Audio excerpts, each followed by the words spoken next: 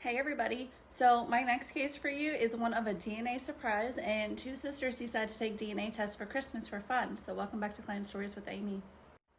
So these two sisters had gotten together. They had been working on the family history for probably about 5 or 6 years at this point, and they said, why don't we just do an ancestry DNA test just for fun, just see what our ethnicity is, and let it build to our family history. We're trying to build up this family line, this legacy, and give this to our kids and our grandkids for a gift, so they will never not know where they come from.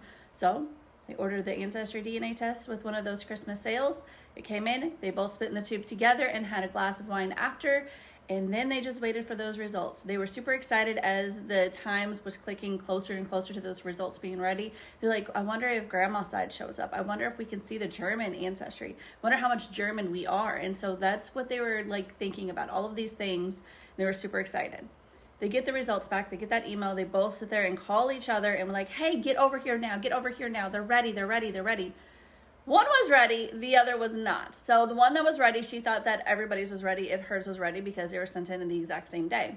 So they ended up going over there looking at the first sister's results. They're looking at everything. They're seeing all the DNA matches. They're like, oh, there's cousin so-and-so there. There's auntie there, whoever. They're looking at all the DNA matches and recognizing who they are and where they belong in their tree. And it was super exciting to see the ethnicity. About 4 days later, the second sister's email comes through. Oh my God, it's ready. It's ready. You guys have to like come see this. Come look. Come look. They get over there and they start looking. They were like, wait, where's our cousin? Where's our aunt? Like, where's everybody at? Why do I have them and you don't have them? You guys, it took them like a whole week to realize what was going on. And it wasn't them two that figured it out. It was one of their daughters who looked at it closely because she was tired of listening to them bicker back and forth about it. She looked at it and it's like, oh.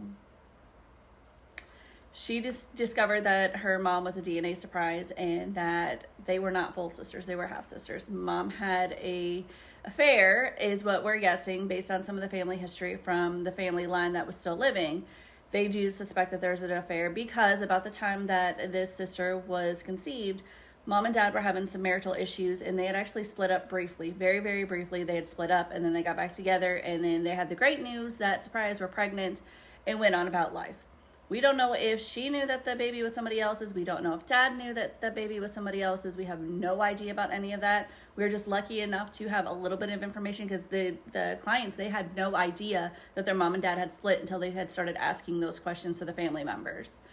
So that's how they discovered they were half sisters. So our next task was to basically give them some help, some support, because she was really, really struggling with this. She felt like she was lied to. Her whole life was completely fabricated. She didn't know where she came from. She didn't know anything at this point. She was completely lost. So we sent her some information for a support group, and she was very, very thankful for that and utilized that. So while she's trying to get some of the help and connection with what's going on in her life to let her know that she's not alone, we were working the DNA matches. We were able to identify a most recent common ancestor, and we landed on the biological father line, and it took us probably about 8 or 9 days to get to the birth father line. And then another good full day of our research team, which are fantastic. Our research team is like on it with this case. They were able to find a few things that I couldn't even find, and that way I could give some pieces of the puzzle to our client of who she is, where she comes from, what part of half of her DNA, where that came from. So I tried to get as much information. We got some photographs. One of the research teams were actually able to find 2 of his living children so she can connect with them. We found the obituary. We found a couple of write-ups for sports in the newspapers. And it was kind of funny that her son played the exact same position in football as her birth father did. And they both had a love of chess. And they both went to the same college. So there's a couple little similarities between the two families, even though they weren't raised together, and she had no idea he was a perfect stranger. But she was able to identify them. She connected to the half sisters. I don't have an update of how that went. She hasn't updated me yet, but that's it for today. Don't forget to hit like, follow, and share, and I'll see you guys later. Bye.